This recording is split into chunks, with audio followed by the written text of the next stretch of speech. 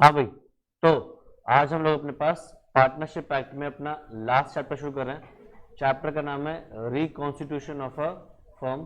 ठीक है, तो बेसिकली इसके बाद हमारा पार्टनरशिप एक्ट भी खत्म हो जाएगा और दो एक्ट हमारे पास और बच जाएंगे बाकी, एलएलपी एक्ट और कंपनीज एक्ट। ठीक है, चलो जी स्टार्ट करते हैं।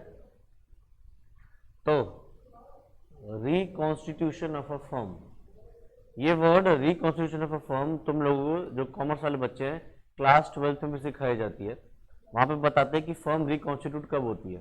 तो वहां पे सिचुएशंस होती है क्या क्या, एक पहला जब एडमिशन ऑफ अ पार्टनर, दूसरा retirement of a partner, death of a partner, फिर एक पार्टनर अगर इंसॉल्वेंट हो जाए तब, फिर अगर एक पार्टनरशिप फर्म अमेलगमेट होकर दूसरी पार्टनरशिप फर्म के साथ अगर मर्ज हो जाए तो वो भी आ जाता है। और 12th में तुम्हें एक और सिखा देता है जिसको बोलते हैं change in profit sharing ratio. अगर प्रॉफिट शेयरिंग रेशियो भी चेंज होता है तो भी वहां पर बताया जाता है कि उसको भी रिकॉन्स्टिट्यूशन में काउंट करते हैं। ठीक है, तो वही रिकॉन्स्टिट्यूशन यहाँ पे भी है कि अगर एक फर्म को रिकॉन्स्टिट्यूट करना है तो सिंपली या तो एक पार्टनर का एडमिशन कर लो, या एक पार्टनर फर्म से अगर चला जाए, किसी भी वजह से चला जाए, तो हम क्या कहेंगे वो रिकॉन्स्टिट्यूट हो रही है। या अगर पार्टनरशिप फर्म बंद होके एक नई फर्म बन जाए, या हम क्या कह सकते हैं एक फर्म अमेलगमेट हो रही है और दूसरी फर्म के साथ जाके मिल जाती है और मिल के दोनों एक ही काम करते हैं, तो वो भी क्या है, रिकॉन्स्टिट्यूशन ऑफ अ फर्म। तो पढ़ के कह रहे हैं, देखो, the constitution of a firm may be changed by the introduction of a new partner, death, retirement, insolvency and expulsion of a partner, or by the transfer of a partner's share to an outsider। Partner अगर अपना हिस्सा किसी बाहर वाले को दे गया, उससे भी रिकॉन्स्टिट्यूट हो जाएगी हमारी firm. All these are included within the term of reconstitution of the firm. Upon reconstitution, the rights and liabilities of the incoming and outgoing partners have to be determined. The provisional partnership regarding such cases are stated below। तो simply क्या कह रहा है, जब एक partner firm reconstitute होगी तो partners के राइट्स एंड लाइबिलिटीज हो सकता है चेंज हो जाए, कर सकते हो। तो वो किस तरीके से किए जाएंगे वो सब हमने अब यहाँ पे करना है। तो सबसे पहला पॉइंट क्या रहा है, introduction of a new partner, मतलब admission of a new partner. ये है section 31 of the partnership act. देखो सिंपल सा रूल है, अगर आपको किसी को भी पार्टनर बनाना है तो क्या करना पड़ेगा, अगर किसी को भी पार्टनर बनाना है तो क्या करना पड़ेगा, अग्रीमेंट तो ठीक है, हमें कंसेंट चाहिए सभी पार्टनर्स की।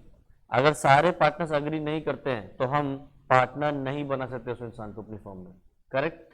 तो इसके अंदर सबसे जरूरी चीज ही क्या है, अब new partner can be introduced only with the consent of all the partners. अब ये कंसेंट वाली बात क्यों डाली, क्योंकि पार्टनर्स के बीच में होता है एक रिलेशनशिप, कैसा, फिड्यूशियरी रिलेशनशिप, जिसका मतलब होता है पार्टनर्स को एक दूसरे पे म्यूचुअल ट्रस्ट एंड कॉन्फिडेंस होना चाहिए। तो अगर वो ही नहीं है तो पार्टनर नहीं बना सकते। इसीलिए क्या कहा गया, सभी की कंसेंट चाहिए, क्योंकि किसी एक को भी अगर आने वाले बंदे पे ट्रस्ट एंड कॉन्फिडेंस नहीं है तो फिर वो उसके साथ अग्रीमेंट नहीं करेगा और वो पार्टनरशिप फॉर्म नहीं हो पाएगी। ठीक है, देखो क्या लिख रहा है, the share of profits which a new partner is entitled to get is fixed at the time he becomes a partner. तो ये बात तो 12th में भी बता दी गई थी कि जब एक पार्टनर को एडमिट करते हैं तो उसका प्रॉफिट में कितना हिस्सा होगा वो चीज एडमिशन के वक्त ही डिसाइड कर ली जाती है। He is liable for all debts of the firm after the date of his admission, but he is not responsible for any act of the firm done before he became a partner unless otherwise agreed। तो ये बात तो clear है, ये बात तो हमने पहले भी डिस्कस करी हुई है कि एक पार्टनर जिस दिन से फर्म में एंट्री लेगा उस दिन के बाद से जितनी भी लाइबिलिटीज हैं उनके लिए वो लायबल रहेगा, बट जो लाइबिलिटीज पीछे वाली थी उनके लिए वो लायबल नहीं होगा। कोई भी क्यों ऐसी लाइबिलिटी पे करना चाहेगा जो उसके आने से पहले इनकर हो चुकी है, बट अगर चाहे तो करवा सकते हैं एक नए पार्टनर को भी liable for the old liabilities. उसके लिए क्या करना पड़ेगा, हमें तीन पार्टीज का एक अग्रीमेंट करवाना पड़ेगा, ट्राईपैट्रिएट एग्रीमेंट। ट्राईपार्टीज मतलब, ट्राईपैट्रिएट मतलब तीन पार्टी, कौन कौन, एक तो क्रेडिटर, एक ओल्ड पार्टनर्स और एक न्यू पार्टनर। अगर तीनों मिलकर ये एग्रीमेंट करते हैं कि जो नया पार्टनर है वो ओल्ड लाइबिलिटीज के लिए भी लायबल होगा, तो फिर आप उसको ओल्ड लाइबिलिटीज के लिए लायबल कर सकते हो। वरना जनरल रूल तो यही है कि एक नया पार्टनर जब एडमिट होगा तो वहां से जो लाइबिलिटीज होंगी उन्हीं के लिए वो लायबल रहेगा, पुरानी लाइबिलिटीज के लिए वो लायबल नहीं होता है। तो देखो क्या लिख रहा है, the incoming partner may assume liability for past debts. पुरानी लाइबिलिटीज के लिए वो अपने आप को लायबल कर सकता है बाय नोवेशन। नोवेशन हमने पहले भी पढ़ रखा है सेल ऑफ गुड्स एक्ट में कि नोवेशन होता है जहां पे हम कॉन्ट्रैक्ट में एक कॉन्ट्रैक्ट को सब्स्टिट्यूट करते हैं विद अ न्यू कॉन्ट्रैक्ट। कैसे? या तो by same parties within same parties या फिर बाय चेंज ऑफ पार्टीज। तो देखो पुरानी लाइबिलिटीज के लिए दो लोग जिम्मेदार थे, मतलब दो लोगों के बीच में कॉन्ट्रैक्ट होता है पुरानी में, एक ओल्ड पार्टनर्स और एक क्रेडिटर। अब वो क्या कर रहे हैं, उसी ओल्ड कॉन्ट्रैक्ट को सब्स्टिट्यूट कर रहे हैं विद न्यू कॉन्ट्रैक्ट और इसके अंदर एक नई पार्टी और ला रहे, वो है इनकमिंग पार्टनर, न्यू पार्टनर जो है। तो क्या कह रहा है, incoming partner may assume liability for past debts by novation, that is by tripartite agreement between the creditor, partners and the incoming partner. तो इन तीनों के बीच में अग्रीमेंट अगर हो जाए तो पार्टनर जो है नया वाला वो पुरानी लायबिलिटीज के लिए भी लायबल हो जाएगा। Next, retirement of a partner, ये आ गया हमारा सेक्शन 32। तो अगर एक पार्टनर को रिटायर होना तो कैसे रिटायर होगा? पहला, with the consent of all other partners. अगर सबसे पूछ के लिए, मतलब ये पार्टनरशिप एट विल है या नहीं। अगर पार्टनर रिटायर होगा with the consent of all other partners. तो हमने पढ़ा था टाइप्स ऑफ पार्टनरशिप, कितनी टाइप्स ऑफ पार्टनरशिप थी? 6 थी। अच्छा, क्या?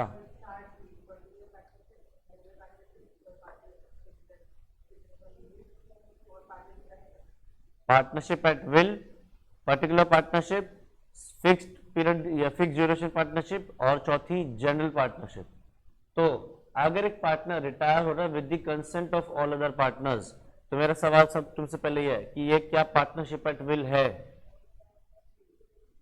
नालायकों, क्योंकि वो कंसेंट ले रहा है सबकी, जब कंसेंट मिलेगी तभी वो रिटायर हो सकता है। तो पार्टनरशिप एट विल नहीं हुई। पार्टनरशिप एट विल का मतलब है अपनी इच्छा से जा सकता है कभी भी।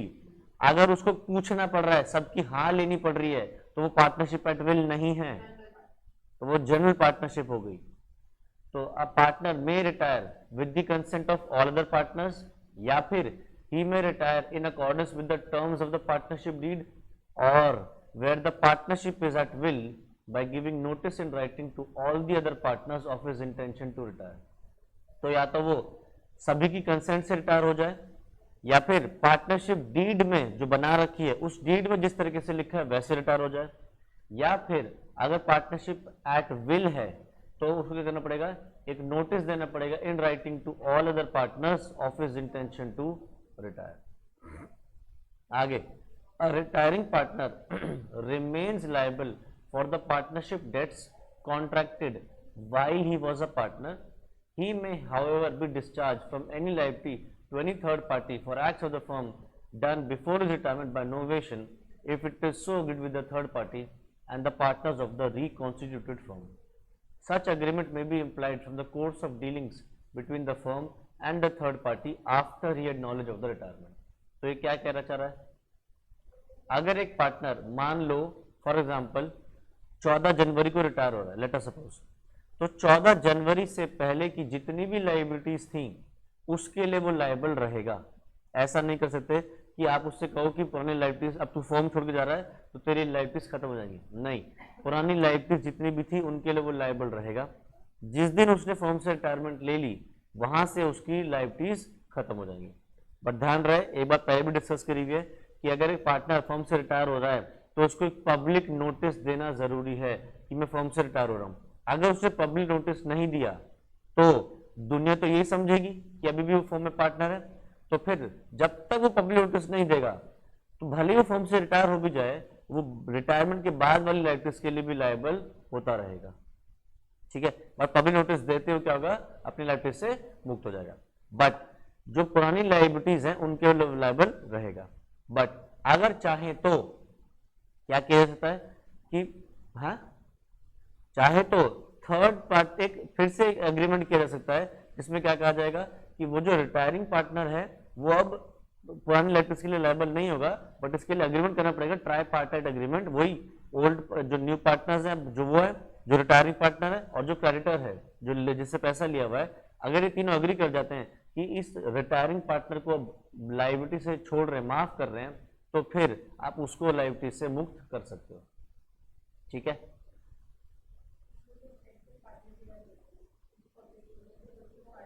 हाँ पब्लिक नोटिस कुछ पार्टनर को देना है, जैसे स्लीपिंग पार्टनर को नहीं देना, तो स्लीपिंग पार्टनर के ऊपर ये बात अप्लाई नहीं होती पब्लिक नोटिस वाली। ठीक है, आगे देखो, वही चीज मैंने जो अभी बोली वो चीज यहाँ पे फिर से आ गई। The retired partner continues to remain liable to third parties for all acts of the firm until public notice is given. जब तक पब्लिक नोटिस नहीं दे देते तब तक उसकी लायबिलिटी चलती रहेगी। Such notice may be given either by the retired partner or by any member of the reconstituted firm. तो ये नोटिस या तो रिटायर्ड जो पार्टनर है वो दे दे, या फिर वो दे दे जो अभी रिकॉन्स्टिट्यूटेड फर्म में पार्टनर है। ठीक है, retired partner is not liable for the debts of the firm incurred after the public notice is given of the retirement. जहां से उसने पब्लिक नोटिस दे दिया उसके बाद की लाइबिलिटीज के लिए वो लायबल नहीं होगा। A sleeping partner may retire without giving a public notice because he is not known to be a partner to the third party। ये बात तो मैंने अभी डिस्कस कर भी ली। आगे क्या कह रहा है, एक्सपल्शन ऑफ अ पार्टनर।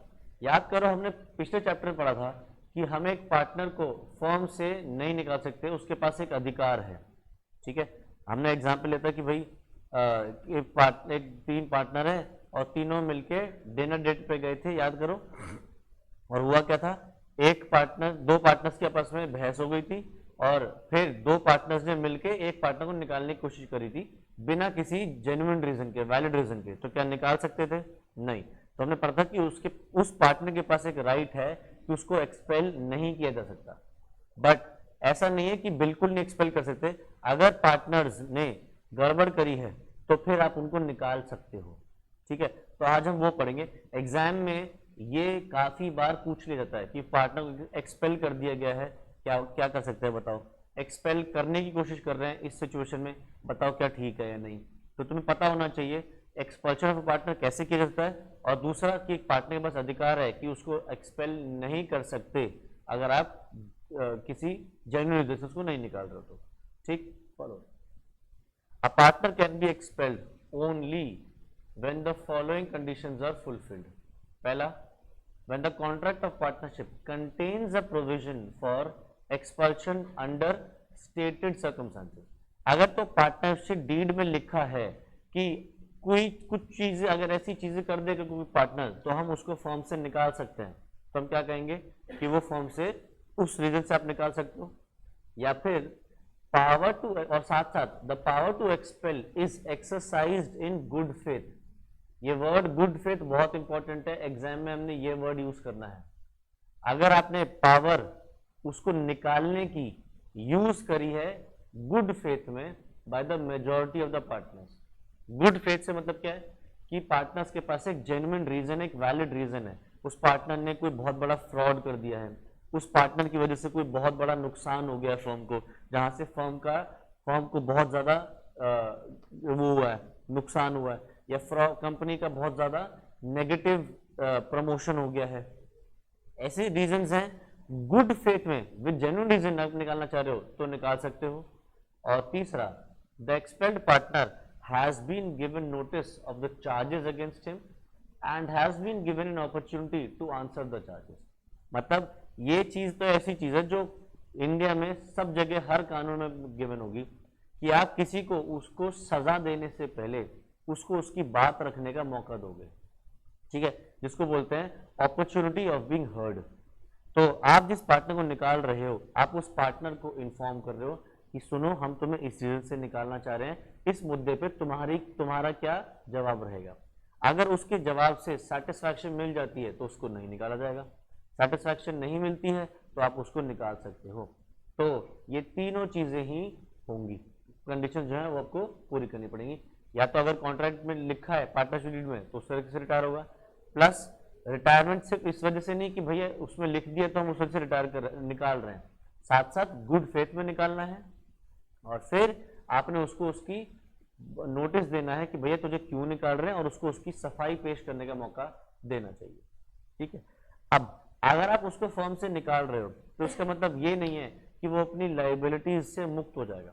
जब आप उसको निकाल रहे हो तो जिस दिन से निकाला उस दिन तक की लाइबिलिटीज के लिए वो लायबल रहेगा, उसके बाद की लाइबिलिटीज के लिए वो लायबल नहीं होगा। ठीक है, नेक्स्ट अगला है इंसॉल्वेंसी ऑफ अ पार्टनर। अगर एक पार्टनर का दिवालिया निकल गया, मतलब एक पार्टनर इंसॉल्वेंट हो गया तो क्या होगा? तो देखो, when the partner of a firm is adjudicated and insolvent, he ceases का मतलब होता है he stops, रुक जाता है, to be a partner from the date on which the order of adjudication was passed by the court.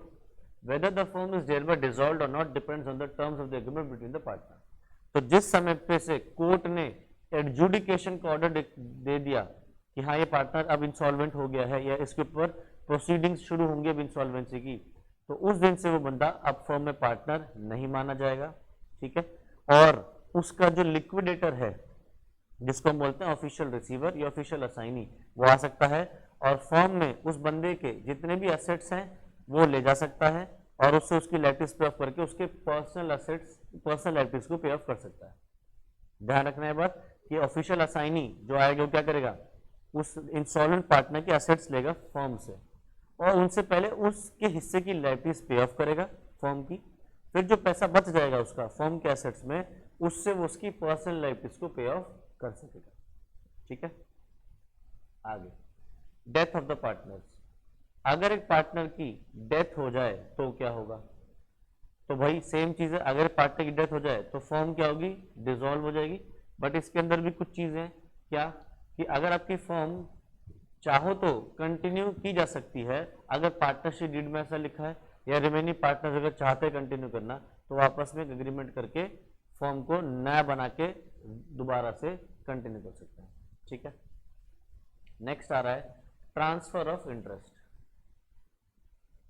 Transfer of interest मतलब है एक पार्टनर अपना हिस्सा किसी बाहर वाले को देके जा रहा है। तो देखो दो सिचुएशन होती है, एक तो जहां पे अपना हिस्सा उसने वॉलंटरली ट्रांसफर किया किसी और को, दूसरा है जहां पे लॉ उसका ट्रांसफर कर देता है असेट्स एंड लायबिलिटीज किसी और को। एक तो है जबरदस्ती उसकी असेट्स एंड लायबिलिटीज ट्रांसफर कर दी गई, दूसरा उसने अपनी इच्छा से ट्रांसफर करी। तो अगर एक इंसान वॉलंटरीली अपना पार्टनरशिप में शेयर ट्रांसफर कर देता किसी थर्ड पर्सन को तो वो तभी ऐसा कर सकता है जब वो बचे हुए पार्टनर्स की कंसेंट ले ले। ठीक है, जैसे हिमानी, मैं और अक्षर तीन पार्टनर्स हैं, मैं अपना हिस्सा मान लो बुलबुल को देना चाहता हूं तो मैं तभी ट्रांसफर कर सकता हूं जब मुझे दोनों की कंसेंट मिल जाएगी क्योंकि ये वॉलंटरी एक्ट है। बट अगर एक ऐसा एक्ट है जो लॉ करवा रहा है, जैसे कि पार्टनर इंसॉल्वेंट हो गया या डेथ हो गई, तो इंसॉल्वेंसी के केस में automatically assets and liabilities transfer हो जाता है किसको, ऑफिशियल असाइनी या रिसीवर को। या अगर पार्टनर की डेथ हो गई तो उसके असेट्स एंड लायबिलिटीज किसको ट्रांसफर हो जाते हैं, उसके लीगल रिप्रेजेंटेटिव को ट्रांसफर हो जाते हैं। तो फिर ये कंपल्सरीली हो गया। ठीक है, तो इस केस में तो ट्रांसफर होगा ही होगा। वॉलंटरी वाले केस में तभी ट्रांसफर हो सकता है जब सभी की कंसेंट ले ली जाएगी। ठीक है, अब जिसको भी मिली चाहे जैसे भी मिल गई, जिसको भी मिला असेट्स एंड लायबिलिटीज उसको बोलेंगे ट्रांसफरी और जिसके असेट्स एंड लायबिलिटीज मिले उसको बोलते हैं ट्रांसफरर। तो अगर मैं अपना हिस्सा मान लो बुलबुल को दे देता हूं तो मुझे कहलाया जब मुझे बोलेंगे ट्रांसफरर और बुलबुल को बोलेंगे ट्रांसफरी। ठीक है, अब ट्रांसफरी के पास क्या अधिकार है? ट्रांसफरी के पास अधिकार है कि वो मेरे हिस्से के जो प्रॉफिट्स थे या लॉसेस थे अब वो उनको ले सकती है। ठीक है, बट मैंने अपना हिस्सेदारी ट्रांसफर तो की है, इन दोनों ने उसको पार्टनर नहीं बनाया है, तो ट्रांसफरी के पास कोई अधिकार नहीं होगा कि वो मैनेजमेंट में पार्टिसिपेट कर सके फर्म की। सिर्फ हिस्सेदारी ट्रांसफर हुई है, उन दोनों ने इसको पार्टनर नहीं बनाया, तो फिर वो मैनेजमेंट पार्टिसिपेट नहीं कर सकेगी, बुक्स ऑफ अकाउंट्स नहीं देख सकेगी। ठीक है, और किसी भी तरीके से कोई भी दखल अंदाजी नहीं दे सकती in the day to day affairs of the company. Of the firm basically. ठीक है, तो पढ़ के कह रहा है a share in partnership is transferable like any other property, but as the partnership relationship is based on mutual confidence, the assignee of a partner's interest by sale, mortgage or otherwise cannot enjoy the same rights and privileges as the original one. अगर एक partner अपना हिस्सा बेच गया, गिरवी रख गया या किसी भी और तरीके से किसी और थर्ड पार्टी को दे गया है, तो वो थर्ड पार्टी जो है वो सेम राइट्स एंड प्रिविलेजेस नहीं एंजॉय कर सकती जो ओरिजिनल पार्टनर एंजॉय कर पा रहा था। तो क्या लिखा है, the Supreme Court in Narayanappa versus Krishnappa 1966 में जो हुआ था, has held that the assignee will enjoy only the rights to receive the share the profits of the assignor and the amount of profits agreed to by the other partner. तो वो जिसको मिला है transferee या जो assignee है उसको सिर्फ और सिर्फ प्रॉफिट्स में हिस्सेदारी मिलेगी और किसी तरीके से कोई पार्टिसिपेशन कुछ नहीं कर सकता। ठीक है, तो क्या लिख रहा है, the rights of such transferee may be noted as follows. तो पहला क्या अधिकार है, during the continuance of partnership. तो क्या लिख रहा है, जब तक पार्टनरशिप फर्म जिंदा है, जब तक पार्टनरशिप फर्म चल रही है, तब तक जिसको ट्रांसफर किया, मतलब मैंने जैसे बुलबुल ट्रांसफर किया है, तो बुलबुल क्या नहीं कर सकती, she can not interfere with the conduct of the business, she can not require the accounts or she can not inspect the books of the firm. ना तो वो बुक्स अकाउंट देख सकती है, ना ही वो फाइनल अकाउंट्स देख सकती है।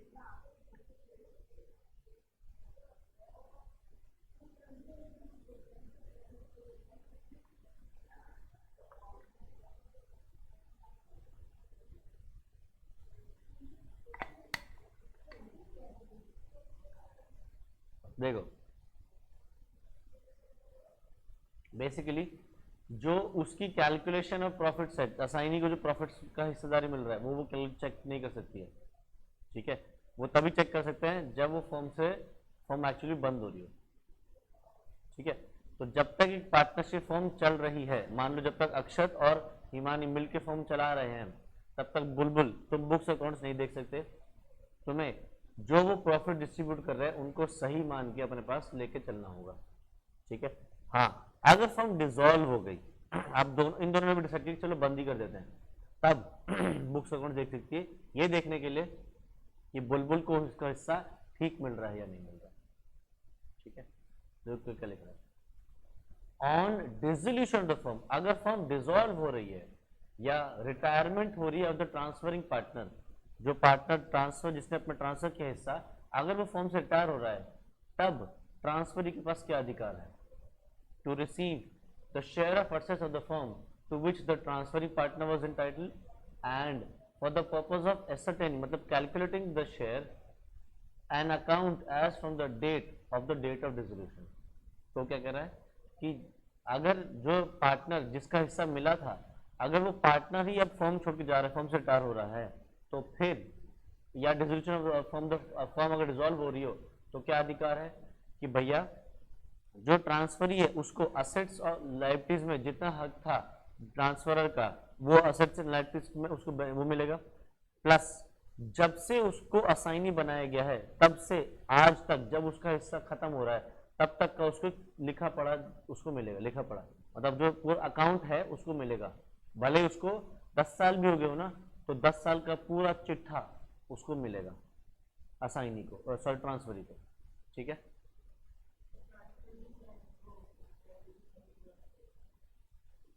देखो अगर उसने अपने एसेट्स एंड जोन ट्रांसफर करे तो हाँ बिल्कुल, बट कोई अपने लायबिलिटीज ट्रांसफर कर नहीं सकता, असाइन नहीं कर सकता ना, नहीं, तो वो जो रिटायरिंग पार्टनर है वो पे करेगा, जो ओरिजिनल ट्रांसफर था वो पे करेगा। डेथ हो गई तो लीगल रिप्रेजेंटेटिव पे चले जाएंगी, डेथ पे भी खत्म क्यों होंगे, डेथ पे उसको चले जाएंगे लीगल रिप्रेजेंटेटिव।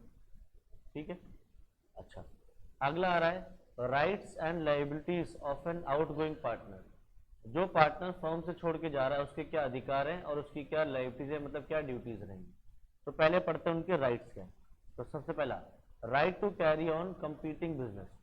तो अगर आप फर्म से रिटायर हो रहे हो तो इसका मतलब ये नहीं है कि अब आप वो काम जो फर्म में करते थे अब वो नहीं कर सकते, आप बिल्कुल कर सकते हो और आप कॉम्पीटिंग बिजनेस चला सकते हो। बट एक शर्त है कि अगर पार्टनरशिप फॉर्म जिससे वो रिटायर हो रहा है, अगर उसने रिटायरमेंट के वक्त उस बंदे को गुडविल का पैसा दिया है और उससे क्या कहा है कि तू सिमिलर बिजनेस नहीं चला सकता for a reasonable time and a reasonable place, तो फिर वो एक कंपीटिंग बिजनेस नहीं शुरू कर सकेगा। ठीक है, तो क्या लिख रहा है, an outgoing partner has the right to carry on the business competing with that of the firm with some restrictions on it, with that of the firm with some restrictions on his activities in order to prevent unfair competition with the firm. The restrictions imposed upon the outgoing partner are: he may not use the firm's name, he may not represent himself as carrying on the business on behalf of the firm, or he may not solicit the customers of the customers or the persons who were already dealing with the firm before he left the firm. The above restrictions are subject to a contract to the contrary. तो simply क्या कहना चाह रहा है कि जो जिस firm से वो रिटायर हो रहा है वो फर्म उस पर ये रिस्ट्रिक्शन लगा सकती है कि तुम फर्म का नाम यूज नहीं करोगे क्योंकि अब तुम फर्म छोड़ के जा चुके हो, फर्म के पुराने कस्टमर्स को अपने पास खींचने की कोशिश नहीं करोगे और दुनिया को ये नहीं बताते फिरोगे कि मैं तो अभी भी उस फर्म में पार्टनर हूं। ठीक है, बट ये तीनों कंडीशन तभी लगेंगी जब फर्म कंडीशन उस रिटायरिंग पार्टनर पे लगाए। अगर रिटायरिंग पार्टनर ने उसके ऊपर एक कंडीशन नहीं लगाई तो फिर नहीं लगेगी। ठीक है,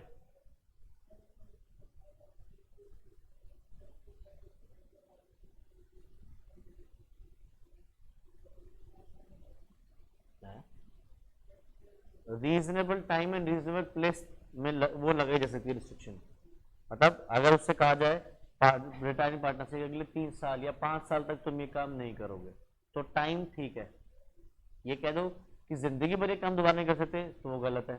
या उससे कहा जाए कि तुम जैसे दिल्ली एनसीआर के एरिया में नहीं करोगे, दिल्ली एनसीआर के बाहर कहीं करना है कर लो, तो ये एक रीजनेबल प्लेस की रिस्ट्रिक्शन है। पर ये कह दो ऑल टुगेदर पूरी दुनिया में नहीं कर पाओगे ये काम या पूरे हिंदुस्तान में नहीं कर पाओगे ये काम, दिस इज अनरीजनेबल, फिर ऐसा रिस्ट्रिक्शन नहीं लगाया जा सकता। ठीक, हाँ नाम तो कभी भी यूज नहीं कर सकता। ठीक है, अच्छा, however the firm may enter into an agreement with the retiring partner not to do competitive business and then he will not be entitled to carry on the competitive business. This agreement will not be void as it will not be treated as an agreement in distinct of trade. तो आप उसको एक competitive business करने से रोक सकते हो but एक reasonable time and reasonable place तक ही, उससे ज्यादा नहीं। ठीक है, अच्छा, नेक्स्ट आ रहा है right to share subsequent profits in certain cases. तो देखो ये क्या चीज है, मान के चलो ऐसे फॉर एग्जांपल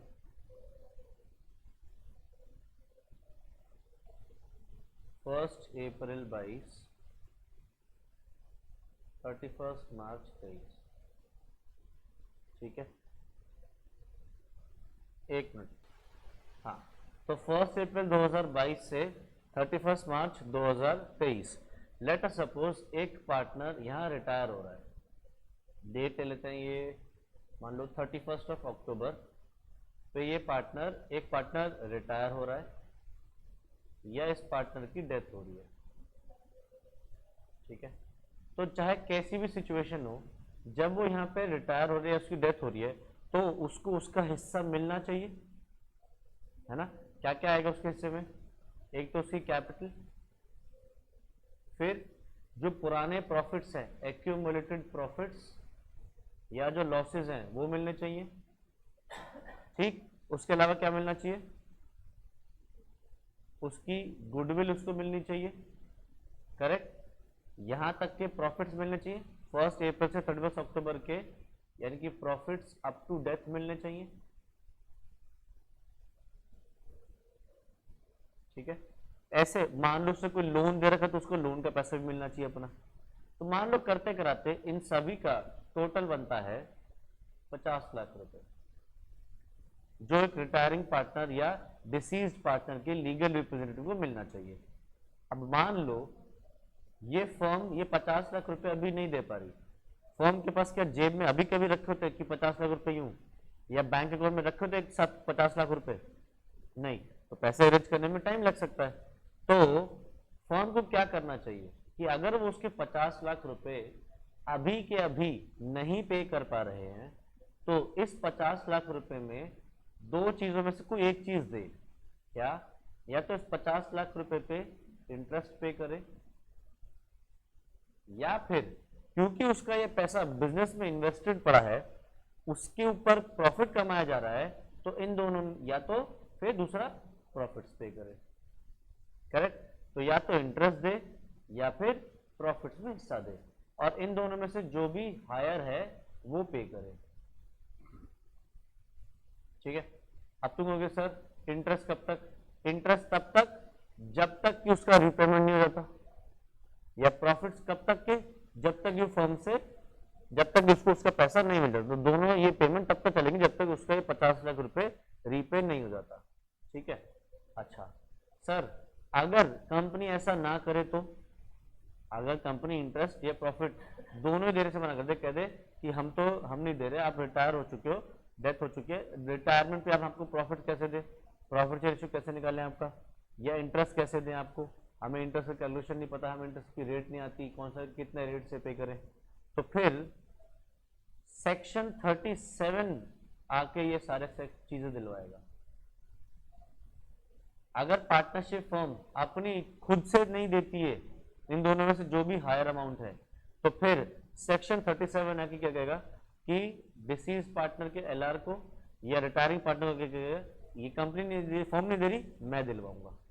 ठीक है? तो इंटरेस्ट निकाला जाएगा। ठीक है? इंटरेस्ट किस रेट से? 6% पर एनम, या फिर प्रॉफिट में हिस्सेदारी जो भी इनमें से हायर होगा वो सेक्शन 37 उसको दिलवाएगा, रिटायरिंग पार्टनर को या डिसीज पार्टनर के लीगल रिप्रेजेंटेटिव को। सर एक बात बताओ, मान लो 31 अक्टूबर पे 3 पार्टनर्स थे, ए बी सी, इनका रेशियो था मान लो 2:2:1। ठीक है? और मान लो सर बी रिटायर हो रहा है। ठीक है? अब अगर ये फर्म से रिटायर हो गया तो ये तो गया। ठीक है? तो ए और सी बचे, ए और सी का रेशियो तो 2:1 है। सर बी तो जा चुका है फर्म से, तो बी का हिस्सा कैसे निकालोगे प्रॉफिट्स में? कोई न्यू रेशियो तो है ही नहीं, बी का रेशियो तो कोई है ही नहीं, तो फिर क्या करें? ओल्ड रेशियो में दे दो। ये एक कॉमन सेंस आती है, बट वो कॉमन सेंस यहाँ चलेगी नहीं। मतलब तुम ये नहीं कह सकते कि इनको वही 2:2:1 में दे दो, ये नहीं किया जा सकता। तो सर कैसे बांटेंगे? मतलब यहाँ के जो प्रॉफिट्स हैं या आगे भी जब तक उसको रिपेमेंट नहीं होती, वो प्रॉफिट्स में हिस्सेदारी कैसे निकालेंगे? तो देखो तुम लोग यहाँ पे वैसे जनरली क्या करते हो, ए बी सी का जो रेशियो हुआ करता था, मान लो प्रॉफिट शेयर रेशियो है 2:2:1, तो अगर प्रॉफिट बांटने थे तो क्या करते थे, मान लो प्रॉफिट है 10 लाख रुपए, तो बी का हिस्सा कैसे निकालते थे? 10 लाख इंटू 2/5, यही करते थे। बट अब यहाँ पे प्रॉफिट शेयर रेशियो तो है नहीं, मतलब ये तो जा चुका, इसका हिस्सा तो कुछ है नहीं, तो फिर क्या करेंगे? तो फिर हम ये प्रॉफिट शेयरिंग रेशियो को हम लेंगे कैपिटल्स का रेशियो। कैपिटल्स कौन सी? जिसमें गुडविल का अमाउंट जुड़ा हुआ है। ठीक है?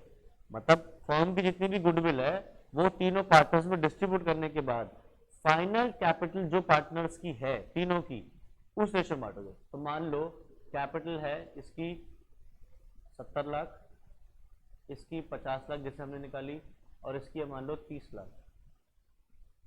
ठीक है? तो ये 10 लाख के प्रॉफिट्स हम कैसे बांटेंगे? 7:5:3, यानी कि 5/15। ठीक है? तो ये कैपिटल ध्यान रखना किसके साथ होनी चाहिए? With goodwill.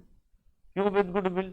क्योंकि यहाँ पे जब तुम इसकी गुडविल लो, इसकी कैपिटल ले रहे हो 50 लाख, ये तो विद गुडविल है ना, इसमें गुडविल का पैसा भी जोड़ दिया, तो भैया दोनों तीनों में गुडविल होगी तभी तो ठीक रेशियो सही बनेगी ना, तो इसलिए तीनों की कैपिटल में गुडविल ऐड हो जाना चाहिए। ठीक है, आया बात समझ?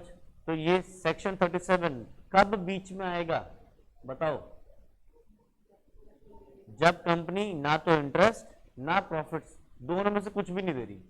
अगर मान लो फर्म डिसाइड करती है कि हम रिटायरिंग पार्टनर को या एलआर ऑफ डिसीज पार्टनर को इंटरेस्ट देंगे एट 5% पर एनम, मान लो ऐसा डिसाइड कर लेते हैं, तो फिर सेक्शन 37 बीच में नहीं आएगा। अगर कुछ तो दे रहे हो ना, अग्री कर लिया ना तुमने, ठीक है भाई मैं बीच में नहीं आऊंगा। 5% दे रहे हो, 10% दे रहे हो, जो मर्जी दे रहे हो, अगर दे रहे हो नहीं तो वो अग्री कर रहा है ना,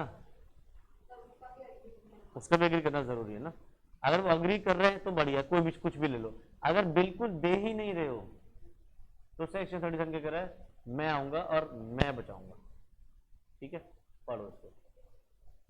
as per section 37 in case the accounts, accounts मतलब उसके खाते या उसको जो पैसा है of the outgoing partner continue to remain unsettled and the remaining partner continues to run the business, such a partner is entitled to receive his share of profit or interest at the rate of 6% per annum on the amount of his share in the firm, whichever is higher. ठीक है, next, liabilities of an outgoing partner. अगर एक partner firm से जा रहा है तो उसकी क्या लाइबिलिटीज है? सबसे पहला liability for acts done before leaving the firm. तो ये बात तो क्लियर है कि अगर फर्म छोड़ने से पहले पार्टनर ने कोई लाइबिलिटी इनकर करी थी तो उस लाइबिलिटी के लिए पार्टनर लाइबल रहेगा ही रहेगा, उसकी लाइबिलिटी खत्म नहीं होगी। हाँ, पब्लिक नोटिस नहीं दिया तो फिर जब तक पब्लिक नोटिस नहीं देगा तब तक के लिए वो लाइबल रहेगा, भले ही फर्म से पहले रिटायर हो चुका। ये बात हमने क्लियर कर ली। क्या हम एक रिटायरिंग पार्टनर को पुरानी लाइबिलिटीज से मुक्त कर सकते हैं? कैसे? अगर एक ट्राई पार्टाइट एग्रीमेंट कर ली जाए जिसमें ओल्ड पार्टनर्स मतलब जो पार्टनर्स थे और जो रिटायरिंग पार्टनर है प्लस जो क्रेडिटर है, अगर ये अग्री कर लेते हैं कि भैया नए पुराने पार्टनर को माफ कर देते हैं तो फिर उसको माफ किया जा सकता है।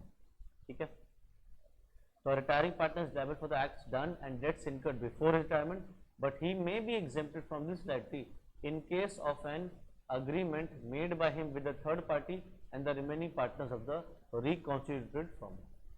आगे, liability for acts done after leaving the firm. एक बार फर्म से चला गया, पब्लिक नोटिस दे दिया तो क्या लाइबल रहेगा? In case of retirement, a public notice is essential. If it is not given, the retiring partner will continue to be liable. A public notice is not essential in case of a sleeping and deceased partner who is not known to be a partner, so he will not be liable for such act.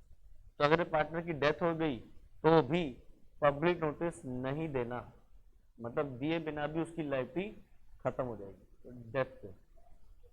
ठीक है, next आ रहा है dissolution of firm. अगर एक firm dissolve हो रही है और एक पार्टनरशिप डिसॉल्व हो रही है तो दोनों में फर्क क्या है? तो देखो, डिसोल्यूशन ऑफ फर्म का मतलब होता है कि ऑल टुगेदर पूरी की पूरी फर्म बंद हो रही है। बंद हो रही से मतलब क्या है? असेट्स बेचे जा रहे हैं, बेच के लाइबिलिटीज पे कर जा रहे हैं और बिजनेस पूरी तरीके से शट डाउन कर दिया जा रहा है। इसको बोलते हैं डिसोल्यूशन ऑफ फर्म। एक होता है डिसोल्यूशन ऑफ पार्टनरशिप, जिसका मतलब क्या है कि मान लो एक पार्टनर नया एडमिट हो रहा है तो जो पुरानी पार्टनरशिप थी वो खत्म होकर एक नई पार्टनरशिप बन रही है। एक पार्टनर रिटायर हो रहा है, एक की डेथ हो रही है, तो क्या हो रहा है? एक पार्टनर की एग्जिट हो गई और बचे पार्टनर्स कर रहे हैं, तो वो वाली पार्टनरशिप जो पुरानी वाली थी वो खत्म हो रही है, बट बिजनेस चलता रहेगा, बिजनेस बंद नहीं हो रहा है, बट रिमेनिंग पार्टनर्स या न्यू पार्टनर सारे मिलकर क्या कर रहे हैं? बिजनेस कंटिन्यू कर रहे हैं। ठीक है, तो dissolution firm means closing down of the business as between the partners. Dissolution partnership कब होता है? जब एक पार्टनर की रिटायरमेंट हो जाए, एक्सपल्शन हो जाए, या इसके अंदर basically it does not lead to end of the business, it leads to simply reconstitution of the firm. ठीक है, अच्छा, अगर फर्म डिसॉल्व करनी है तो हम फर्म डिसॉल्व कैसे कर सकते हैं? पहला है बाय एग्रीमेंट, सिंपल सा है। अगर पार्टनर्स ही आपस में मिलकर डिसाइड कर ले कि हाँ भाई अब बहुत लॉसेस इनकर कर लिए हैं, अब ज्यादा लॉस इनकर करेंगे तो हमारा एक नुकसान है, तो इससे बेटर क्या है? फर्म बंद ही कर दे। तो अगर वैसा एग्रीमेंट कर लेते हैं तो फर्म डिसॉल्व हो सकती है। ठीक, दूसरा है कंपल्सरी डिसोल्यूशन। कंपल्सरी भी डिसॉल्व करना पड़ सकता है। कहाँ पे? पहला है अगर मान लो फॉर एग्जाम्पल 5 पार्टनर्स हैं, 5 में से 4 इंसॉल्वेंट हो गए, एक अकेला बंदा बचा जो सॉल्वेंट है, तो क्या एक अकेला बंदा पार्टनरशिप चला सकता है? नहीं, तो कंपल्सरीली डिसॉल्व करनी पड़ेगी, क्योंकि क्या हुआ, एक पार्टनर को छोड़ के बाकी सारे पार्टनर्स इंसॉल्वेंट हो गए, या फिर कोई भी ऐसी घटना हो गई जिससे फर्म का बिजनेस अनलॉफुल मान लिया गया है। फर्म आप जो काम कर रही है वो सरकारी तौर पे अलाउड नहीं है, कानून उसको मना कर रहा है। जैसे आप पॉलीबैग से बिजनेस कर रहे थे, अब पॉलीबैग्स बेचना बैन कर दिया मान लो, तो फर्म डिसॉल्व हो जाएगी। ड्रग्स बेचने का काम करते थे, ड्रग्स बेचना सरकार ने मना कर दिया, ठीक। ऐसी कोई भी चीज जिससे बिजनेस जो है फर्म का अनलॉफुल हो जाए, तो फर्म क्या होगी, कंपल्सरीली डिसॉल्व होगी। अगला, dissolution on the happening of certain contingencies. अगर कुछ घटनाएं हो जाएं तब भी फर्म डिसॉल्व हो सकती है। क्या? अगर तो एक फिक्स पीरियड के लिए पार्टनरशिप थी, तो अगर वो फिक्स पीरियड एक्सपायर हो चुका है तो फर्म डिसॉल्व हो जाएगी। मान लो आपने फर्म खोली थी 5 साल के लिए, हमने डिस्कस किया था कि पार्टनरशिप आज 4 तरीके की है, partnership at will, partnership for a fix duration, partnership for a particular purpose और जनरल पार्टनरशिप।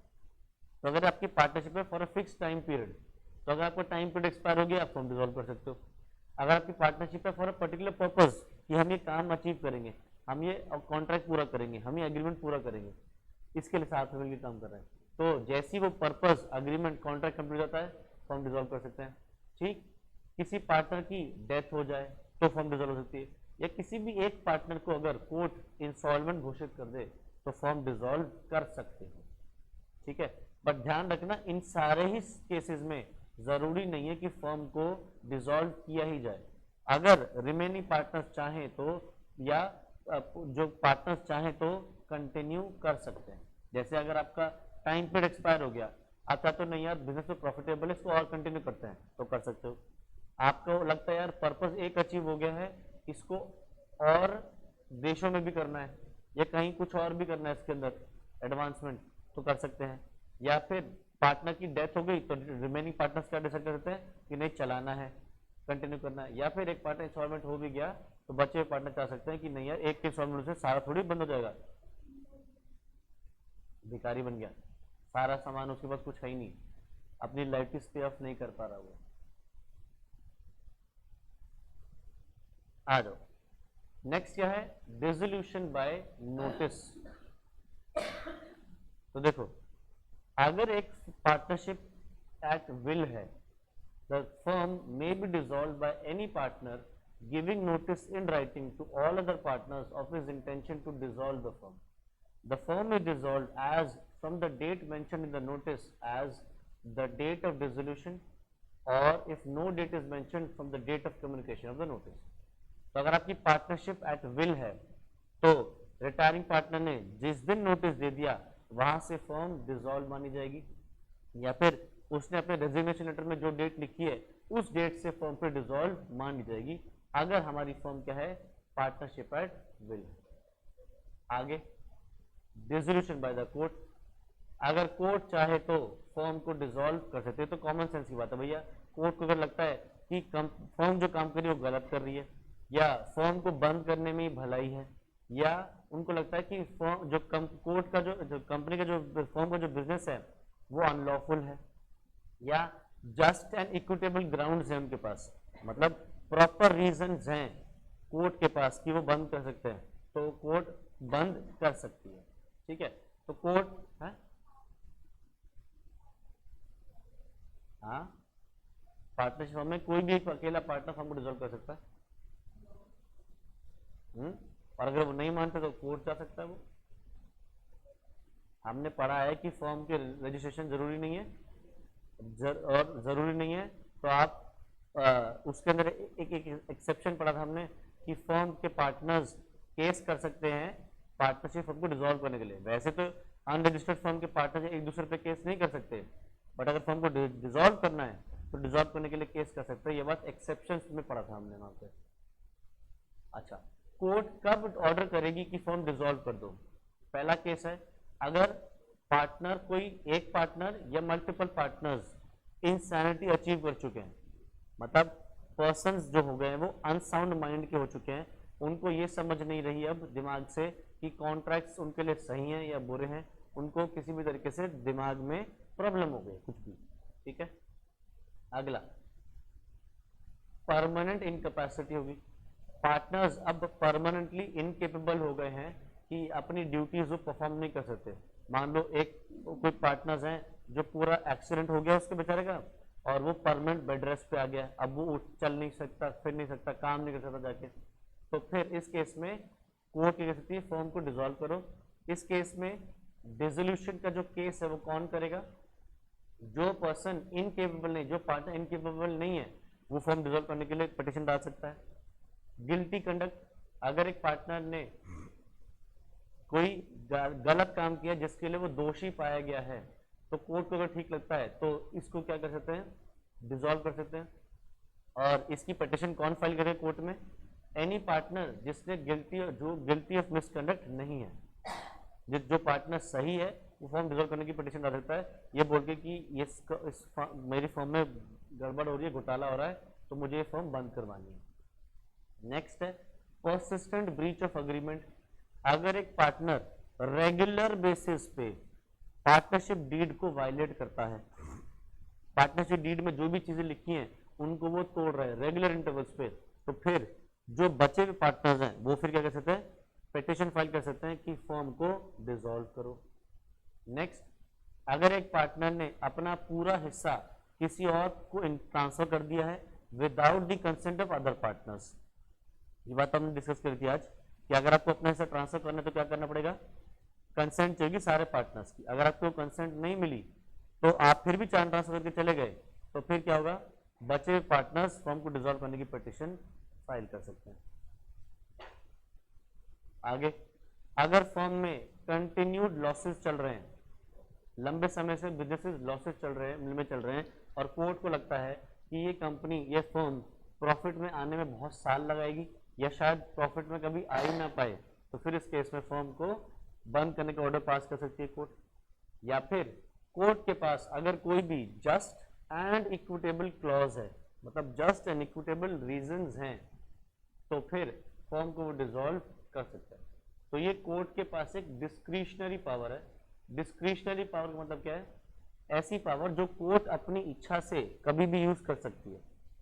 मतलब जरूरी है कि हर बार कोर्ट डिसॉल्व ही करे, कोर्ट को लगता है कि नहीं मैनेजमेंट ठीक करनी है तो मैनेजमेंट ठीक कर सकते हैं, या उनको लग रहा है किसी पार्टनर को निकालना है तो पार्टनर को निकाल सकते हैं, किसी पार्टनर को एडमिट करना है एडमिट करवा सकते हैं, बट जरूरी नहीं कि हर बार कोर्ट बंद ही करवाए। तो ये डिस्क्रिशनरी पावर है, अगर कोर्ट को ठीक लगता है तभी यूज करेंगे, अदरवाइज नहीं। नेक्स्ट, कितना रहेगा अभी हमारा, ठीक है आ जाओ। नेक्स्ट क्या है, कॉन्सिक्वेंसेज ऑफ डिसोल्यूशन। अगर फर्म डिसॉल्व हो गई तो इस बात के कॉन्सिक्वेंसेज क्या रहेंगे, तो देखो क्या लिख रहा है, when the firm is dissolve the business of the firm is bound up, the assets are realised to pay the debts and the surplus is distributed among the partners. ये बात तो बहुत सिंपल सी चीज है कि अगर फर्म डिसॉल्व होगी तो क्या करेंगे, फर्म के असेट्स बेचे जाएंगे, पैसे आएंगे, उन पैसों से लायबिलिटीज पे ऑफ करेंगे और बचे हुए पैसे पार्टनर्स को दे देंगे। ठीक, तो अब अगर एक फर्म वाइंड अप हो रही है तो इस केस में पार्टनर्स के पास कुछ राइट्स होती हैं और उनकी कुछ लायबिलिटीज होती हैं। तो डिसोल्यूशन पे पार्टनर्स के पास क्या राइट्स और क्या लायबिलिटीज हैं वो डिस्कस करते हैं। बोल मुझे दे दे फोन, तो फिर क्या हो रहा है, हाँ अच्छा। नेक्स्ट देखो क्या है, पार्टनर के पास क्या अधिकार है, right to have the business bound up. तो भाई अगर एक फर्म डिसॉल्व हो रही है तो पार्टनर्स के पास क्या अधिकार है कि वाइंडिंग अप का प्रोसीजर प्रॉपरली अपने सामने चेक कर सकते हैं, होते हुए देख सकते हैं या कंडक्ट करवा सकते हैं। जैसे मान लो मैं, अक्षत और हिमानी ने मिलकर बिजनेस किया हुआ है, अब हमें लग रहा है फर्म बंद करनी है, तो फिर जब फर्म का डिसोल्यूशन हो रहा है मतलब असेट बेचे जा रहे हैं, तो तीनों पार्टनर्स अपनी प्रेजेंस में चाहे तो बिकवा सकते हैं, पैसे आप देख सकते हैं कि आ रहे हैं, गिन सकते हैं। ठीक, फिर उन पैसों से लाइबिलिटीज पे ऑफ हो रही है ठीक तरीके से, वो खर्चों में कोई हेरा फेरी तो नहीं हो रही वो चेक कर सकते हैं। ठीक है, तो उनके पास क्या अधिकार है कि वो उनके पास अधिकार है कि वो बिजनेस को वाइंड अप करवा सकते हैं, फर्म की जो लाइबिलिटी को सेटल कर सकते हैं out of the property firm, and to have the surplus distributed among the partners according to their rights. अगला, continuing authority of the partners for the purpose of winding up. अगर firm को wind up करने में कुछ भी नए contracts या कोई भी नई लाइबिलिटीज इनकर करनी पड़ रही हैं तो वो पार्टनर्स अग्री वो कर सकते हैं, बट उतने ही काम तक कर सकते हैं। उससे ज्यादा कोई काम अगर करेंगे तो उसके लिए वो पार्टनर्स पर्सनली लायबल होंगे और कोई पार्टनर लायबल नहीं होगा। बंद होना, कंपनी बंद होना, वाइंड अप। अब देखो इसको समझो, हमने कॉन्सेप्ट समझा था कि पार्टनरशिप की डेफिनेशन में कि पार्टनर्स के बीच में होती है म्यूचुअल एजेंसी। म्यूचुअल एजेंसी में क्या था, एक पार्टनर के एक्शन से बाकी सारे पार्टनर्स लायबल हो सकते हैं, करेक्ट। बट अगर एक फर्म डिसॉल्व होने शुरू हो चुकी है, वाइंड अप होने शुरू हो चुकी है, तो फिर पार्टनर्स की जो ये म्यूचुअल एजेंसी है ये खत्म हो जाती है। अब अगर मैंने कोई एक्शन किया तो उसके लिए सिर्फ मैं ही जिम्मेदार हूं, अक्षत और हिमानी जिम्मेदार नहीं होंगे।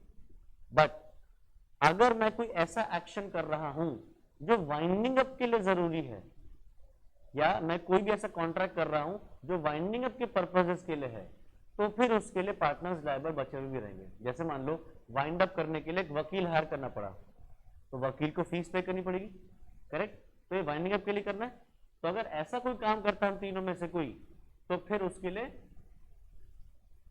तीनों जिम्मेदार रहेंगे। बट अगर कोई नया कॉन्ट्रैक्ट कुछ कर रहा है जो वाइंडिंग अप से जुड़ा हुआ नहीं है, तो उसके लिए फिर वही पार्टनर पर्सनली लायबल होगा जिसने कॉन्ट्रैक्ट किया है, बाकी पार्टनर्स लायबल नहीं होंगे। पढ़ लो जरा इसको।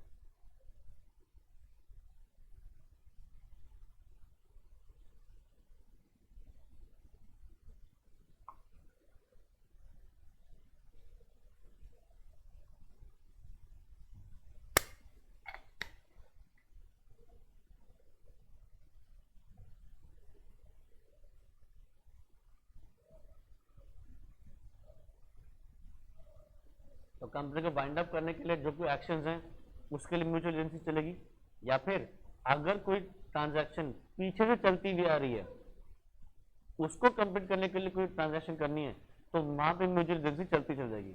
बट कोई भी नए कॉन्ट्रैक्ट्स के लिए म्यूचुअल एजेंसी नहीं चलेगी। Next, right to share in the personal profits earned after dissolution. मान लो हम तीनों पार्टनर में से अक्षत फर्म के कोई एसेट चोरी चोरी छुप के बाहर बेच आया, ये सोच के कि यार किसी को पता नहीं चलेगा बेच आता हूं। तो अगर ऐसा कुछ करता है तो उससे कोई अगर प्रॉफिट होता है तो प्रॉफिट क्या रख सकता है, नहीं, वो प्रॉफिट उसको हमें देने पड़ेंगे। मतलब मेरे पास और हिमानी के पास ही अधिकार है कि हम इससे वो पर्सनल प्रॉफिट्स ले सकते हैं। तो हमारा तो अधिकार हो गया, इसकी हो गई ड्यूटी, ठीक। अगला, right to have the premium returned on premature dissolution. तो लेट अस सपोज हम तीन पार्टनर्स हैं, हमने बुलबुल को एडमिट किया एज अ पार्टनर, और बुलबुल से क्या बोला था कि हमारी फर्म बहुत बढ़िया है, हमारी फर्म में ना इतने बड़े बड़े कॉन्ट्रैक्ट्स मिलते हैं पूछो मत, ठीक है। तो हमारी फर्म का नाम बहुत है, हमारी फर्म कहीं से भी कोई कॉन्ट्रैक्ट होता है तो हमारे को मिलता है। ये सोच के बुलबुल ने क्या कहा, ठीक है मैं तुम्हारी फर्म पार्टनर बनूंगी। तो हमने बुलबुल से एक तो ली उसकी कैपिटल, प्लस हमने बुलबुल से क्या बोला, गुडविल का भी पैसा ला के दे, ठीक है। अब याद करो 12th क्लास में तुम्हें सिखाया जाता है कि गुडविल कैलकुलेट करते वक्त हम मल्टीप्लाई करते हैं प्रॉफिट्स को with number of years purchase, ठीक है। कि एवरेज प्रॉफिट मेथड होता है तो एवरेज प्रॉफिट को मल्टीप्लाई कर देते नंबर ऑफ ईयर्स परचेज के लिए से, या सुपर प्रॉफिट होता था तो नंबर ऑफ परचेज से मल्टीप्लाई कर देते।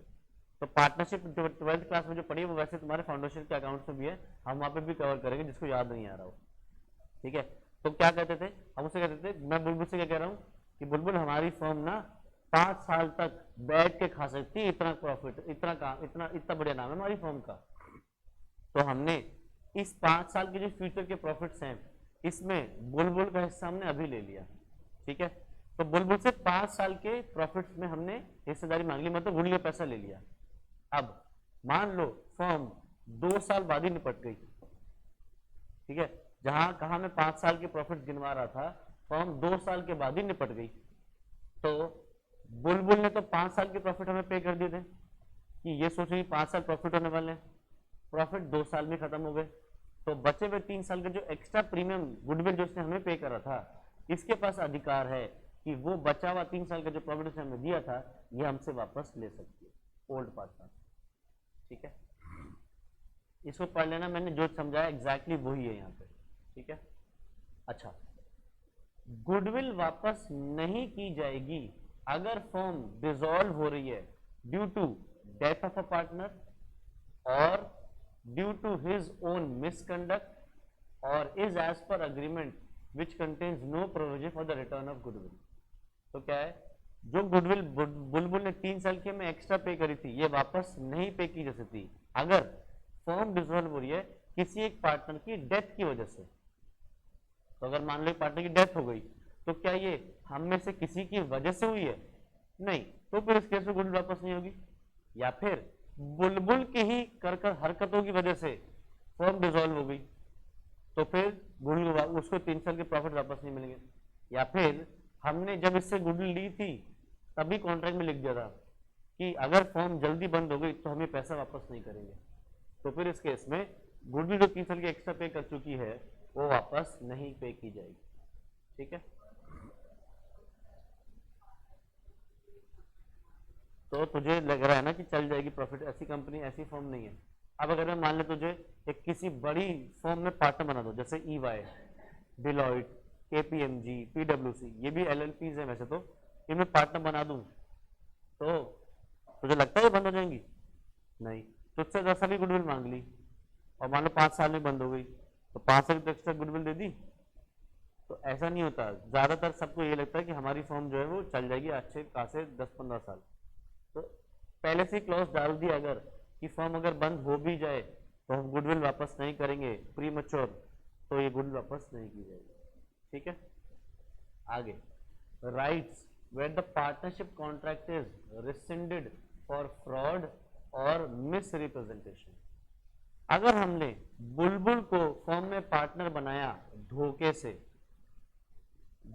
उसको पार्टनर बनाया या उसको कोई गलत बात बता के, फ्रॉड नहीं तो मिस रिप्रेजेंटेशन हमने पढ़ा है पहले कि अगर आपने किसी को कोई चीज गलती से गलत बता दी, आपकी इंटेंशन थी गलत बताने की बट कोई चीज गलत बता दी जिस वजह से वो कुछ समझ के कुछ उसने इंटरप्रेट किया और बुलबुल फर्म में पार्टनर बन गई, तो फिर इस केस में बुलबुल के पास अधिकार है कि वो क्या कह सकती है कि मैंने जितनी भी आउटले डाली है, आउटले का मतलब होता है जितनी भी मैंने कैपिटल डाली है वो पूरी की पूरी मुझे वापस की जाए along with my share of goodwill.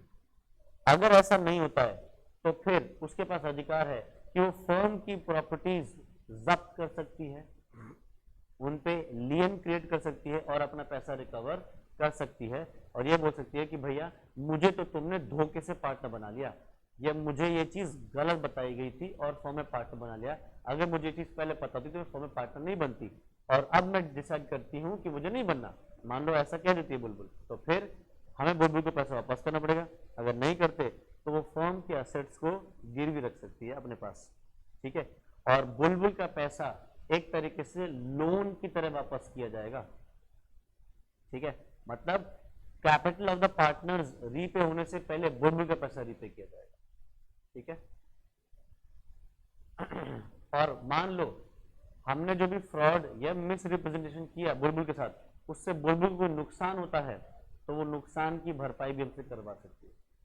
ठीक है, तो पढ़ लो, when a partner was induced to join the firm by fraud or misrepresentation by any other partner, the agreed partner मतलब जिस पार्टनर के साथ गलत हुआ है, हमारे केस में बुलबुल, has the right to cancel the agreement and is entitled to a lien or a right of retention of the surplus or the assets of the firm remaining after the debts of the firm have been paid for any sum paid by him for the purchase of share in the firm and for capital contributed by him. दूसरा, to rank as creditor of the firm in respect of any payment made by him towards the debts of the firm and to be indemnified by the partner or partners guilty of fraud or misrepresentation against all the debts of the firm. तो बुलबुल के पास अधिकार क्या है कि वो assets जब्त कर सकती है अपने, बट जब्त तभी कर पाएगी जब असेट से पहले लाइबिलिटीज पे ऑफ हो जाएंगी। तो असेट जब्त कर सकती है, क्या कह सकती है, मेरे पैसे दो नहीं तो मैं असेट नहीं दूंगी। दूसरा, उसने अगर फॉर्म की लाइबिलिटीज पे करी हैं तो वो लाइबिलिटीज जितना हिस्सा उसने पे करा है वो भी उसको वापस मिलेगा। और फ्रॉड की वजह से या मिस रिप्रेजेंटेशन की वजह से कोई भी नुकसान हुआ है तो नुकसान की भरपाई भी उसी से लेगी जिस पार्टनर ने गलत बताया था, धोखा दिया था। ठीक, next, right to restrain the use of firm name or firm property. ये बात तो क्लियर है कि अगर एक फर्म डिसॉल्व हो चुकी है तो फर्म का बिजनेस अब कोई नया जो बचे हुए पार्टनर जो फर्म जा रही है खत्म हो रही है, तो उस फर्म के जो पार्टनर्स हैं जो डिसॉल्व फर्म के, वो बिजनेस तो कंटिन्यू करना चाहें तो नए नाम से कर सकते हैं, बट पुराने फर्म के नाम से कंटिन्यू नहीं कर सकते फर्म का नाम। ठीक है, और क्या नहीं कर सकते, फर्म की प्रॉपर्टी को अपने पर्सनल बेनिफिट्स के लिए यूज नहीं कर सकते until the affairs of the firm have been completely bound up. मतलब जब तक फर्म पूरी तरह से बंद नहीं हो जाती तब तक वो फर्म के एसेट्स को अपने पर्सनल पर्पस के लिए यूज नहीं कर सकते। एक बार फर्म डिसॉल्व हो गई और मान लो किसी पार्टनर को कोई असेट फर्म का मिल गया है तो फिर वो उसके पर्सनल पर्पस के लिए यूज कर सकता है, बट जब तक फर्म चल रही है तब तक फर्म के एसेट्स को वो अपने पर्सनल पर्पस के लिए यूज नहीं कर सकता। Next, liabilities of partners on dissolution. तो ये बात तो जल्दी जल्दी से क्लियर करते हैं। अगर एक पार्टनर पब्लिक नोटिस नहीं देता तो जब तक पब्लिक नोटिस नहीं देगा तब तक के लिए लायबिलिटीज के लिए इनकर करता रहेगा लायबिलिटीज, भले ही फर्म से टर्म पहले हो चुका है। ये बात तो क्लियर है। Liability for continue authority of partners for the purpose of winding up. ये बात जो वो कह रहा है वो म्यूचुअल एजेंसी वाली बात है। पॉइंट नंबर 2 कि पार्टनर्स जो हैं फर्म डिसॉल्व होने के लिए जो भी काम करने हैं वो कर सकते हैं और उसके लिए वो एक दूसरे को बाइंड कर सकते हैं, या कोई ट्रांजैक्शन जो पहले से चलती भी आ रही है उस चलती हुई ट्रांजैक्शन कंप्लीट करने के लिए एक दूसरे को अपने एक्शन से बाइंड कर सकते हैं। बट कोई भी नया कॉन्ट्रैक्ट, नया एग्रीमेंट जो बाइंडिंग से जुड़ा हुआ नहीं है तो उसको अगर वो एंटर करते हैं तो उसके लिए वो पार्टनर पर्सनली लायबल होगा, बाकी सारे पार्टनर्स लायबल नहीं होंगे। ये बात यहाँ पे लिख दी है। ठीक है, नेक्स्ट आ रहा है mode of settlement of accounts after dissolution. Firm के डिसोल्यूशन के बाद किस तरीके से अकाउंट्स सेटल किए जाएंगे। अकाउंट सेटल मतलब किस तरीके से असेट्स एंड लायबिलिटीज बेचे जाएंगे, असेट्स बेचे जाएंगे और लायबिलिटीज को पे ऑफ किया जाएगा। तो देखो, पार्टनर्स अगर पार्टनरशिप डीड में कोई मेथड पहले से प्रिस्क्राइब करके बैठे हैं तो फिर उसी मैटर में फर्म डिसॉल्व की जाएगी। अगर पार्टनरशिप डीड में कोई चीज मेंशन नहीं है तो फिर पार्टनरशिप एक्ट की बातें लगेंगी, सेक्शन 48, 49 और 55 की, और वो बताएगा कि किस तरीके से फर्म डिसॉल्व करनी है। तो पहले क्या काम रहे, गुडविल को आप इंक्लूड करोगे फर्म के एसेट्स के अंदर और आप उसको अलग से या फिर फर्म की प्रॉपर्टी के साथ जोड़ के बेच सकते हो। एक तो ऑप्शन है कि पूरा पूरा गुडविल एसेट्स के साथ ही बेच दिया, जैसे पूरा बिजनेस ही किसी और को बेच दिया तो गुडविल साथ में बेच दी, या फिर गुडविल किसी और को बेच दी, एसेट किसी और को बेच दी, ऐसा कर सकते हैं। फिर जो भी लॉसेज हैं वो सबसे पहले फर्म अपनी कैपिटल से पे करेगी, प्रॉफिट से पे करेगी, फिर अपने कैपिटल से पे करेगी, और उसके बाद पार्टनर्स के अपने जो पर्सनल एसेट्स हैं उनसे पे किया जाएगा in the profit sharing ratio. समझ में आ रहा है? कोई भी लॉसेज हैं तो लॉसेज कहां से खत्म करेंगे, कोई पुराने प्रॉफिट्स हैं उनसे, फिर दूसरा पार्टनर्स की कैपिटल से, उसके बाद भी खत्म हो गए पैसे तो पार्टनर्स का घर बार बेच देंगे और वहां से रिकवर करेंगे। ठीक है, अगला assets of the firm including partners contribution. Contribution मतलब partners capital. To make deficiency of capital shall be applied firstly for paying the debts of the firm to the third party. So simply यहाँ पे क्या कहना चाह रहा है कि अगर फर्म बंद हो रही है तो फर्म के असेट्स एंड फर्म में जो पार्टनर्स ने कैपिटल डाली है उससे सबसे पहले आप क्या पे करोगे, फर्म की जो डेट्स हैं, फर्म की जो लायबिलिटीज हैं, उसके बाद पे करोगे आप पार्टनर्स के जो स्पाउस लोन है, पार्टनर्स हैं उनकी बीवियों ने या पति ने कोई लोन दे रखा है फर्म में तो वो रीपे करेंगे।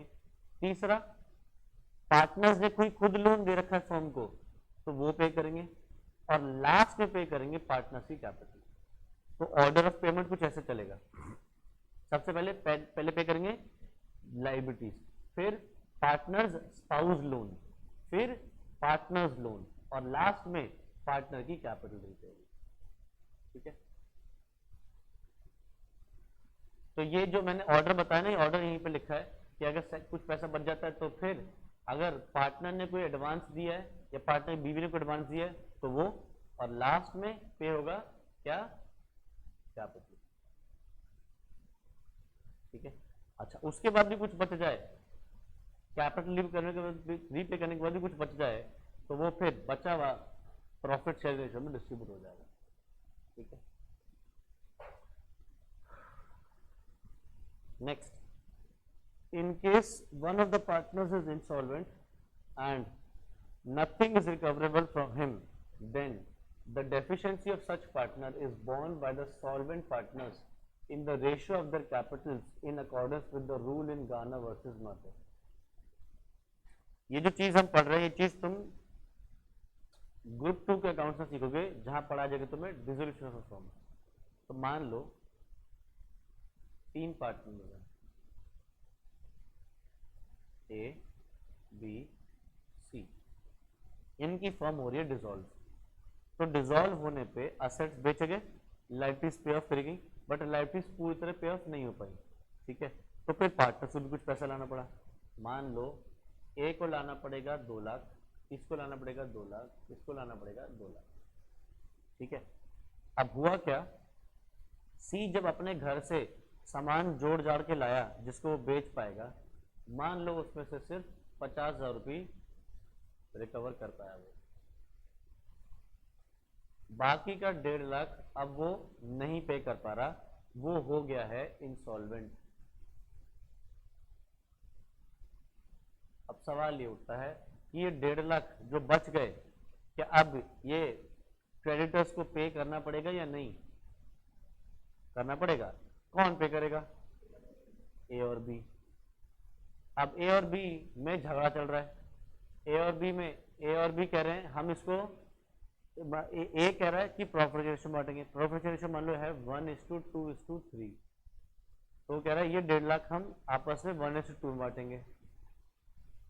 बी कह रहा है नहीं हम इसको 2:1 बांटेंगे, 2 तेरा 1 मेरा। ठीक, तो समझ नहीं आ रहा कि ये कैसे पे करें, जो 1.5 लाख रुपए ये दोनों कैसे बेयर करें। तो इसको पे करेंगे in the ratio of capital, 2 lakh के रेशियो में, जो भी कैपिटल, मैंने तो ये अमाउंट निकाल दिया, वैसे तो जो भी कैपिटल है उनकी उस कैपिटल के रेशियो में ये 1.5 लाख रुपए रीपे किए जाएंगे। ठीक है, इसके ऊपर ने केस हुआ था गार्नर वर्सेस मर्रे का, ये बहुत इंपॉर्टेंट केस स्टडी है, ये 12th में नहीं सिखाई जाती, बट जब तुम dissolution of partnership firm group 2 के अकाउंट से पढ़ोगे तो वहां पे तुम्हें सिखाया जाएगा गार्नर वर्सेस मर्रे का कैसे होता है। बेसिकली वहां पे जैसे यहाँ मैंने ए बी सी लिए ना, वहां पे 3 पार्टनर्स थे, एक का नाम था गार्नर, एक का नाम था मर्रे और एक का नाम था विल्किंस। तो विल्किंस इंसॉल्वेंट हुआ था, तो उसके पैसे कैसे डिस्ट्रीब्यूट करेंगे जो वो नहीं पे कर पा रहा, इसकी वजह से केस हुआ था, गार्नर ने एक दूसरे पे केस किया था इन्होंने, फिर वहां पे कोर्ट ने डिसाइड किया था। ठीक है, तो ध्यान रखना ये जो पैसा है कैपिटल की रेशियो में पे किया जाएगा, ये बात पार्टनरशिप एक्ट में नहीं लिखी है, ये बात कोर्ट ने बताई है। पार्टनरशिप एक्ट में कुछ नहीं लिखा इस बारे में, तो क्योंकि कुछ नहीं लिखा था तभी एक केस किया गया था और वहां पे कोर्ट ने डिसाइड किया था, तो फिर तब से ये रूल यहां पे भी फॉलो होता है। Next, payment of the firm debts and separate debts. Separate debts से मतलब है यहाँ पे पर्सनल डेट्स। ठीक है, तो एक बात सोचो, कॉमन सेंस है, ये 3 पार्टनर्स हैं और ये मिलकर चला रहे हैं एक पार्टनरशिप फर्म। तो पार्टनरशिप फर्म की कुछ लायबिलिटीज हैं। ठीक है, तो सवाल ये है कि ये लायबिलिटीज कहां से पे ऑफ होनी चाहिए? फर्म के एसेट से पे होना चाहिए और साथ साथ जो फर्म में पार्टनर से कैपिटल डाली उससे पे होना चाहिए, करेक्ट? तो फर्म के एसेट्स को सबसे पहले यूज करेंगे फर्म की लायबिलिटीज पे ऑफ करने के लिए। मान लो फर्म के एसेट्स बच जाते हैं तो फिर क्या कर सकते हैं उससे हम पार्टनर्स अपनी पर्सनल लायबिलिटी पे कर सकते हैं उससे। ठीक है, सेम चीज इनकी क्या फर्म के बाहर भी अपनी कोई जिंदगी है अपनी पर्सनल लाइफ है। अपनी पर्सनल लाइफ में इन्होंने गाड़ी का लोन लिया हुआ है, घर का लोन लिया हुआ है, तो वो लोन्स कहां से रीपे करें ये पार्टनर? अपने जो पर्सनल असेट्स हैं उनसे पे करें। ठीक, अगर मान लो पर्सनल असेट्स से लायबिलिटीज पूरी तरह पे हो गई फिर भी कुछ बच गया तो क्या कर सकते हैं? इन पर्सनल असेट्स से पे ऑफ कर सकते हैं फर्म की लायबिलिटीज। ठीक है, मतलब पहली चीज जो जहां की है, जो असेट जहां का है पहले वहां की लायबिलिटी पे करो, बच जाए तो फिर दूसरी तरफ भी उसको यूज कर सकते हैं। मतलब एक जो निष्कर्ष है बेसिकली जो समरी है वो ये है। तो ये बात यहां जल्दी से पढ़ लो, ए और बी।